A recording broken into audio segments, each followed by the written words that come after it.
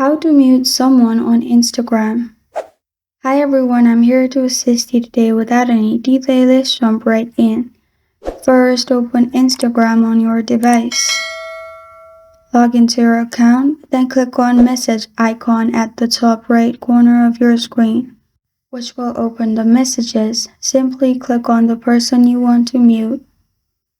It will open their chats. In the chat, you will find this kind of screen pop up.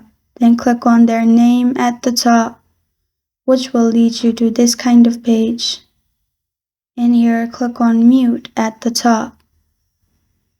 After that, at the bottom, simply click on mute messages, which is the first option, then until I change it.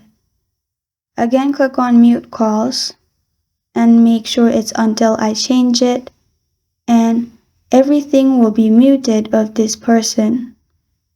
This is how to mute someone on Instagram. Thank you for joining me today. If this video helps you out, please leave a like and subscribe for more. Got a question or want to suggest a topic, comment below. Thank you for watching.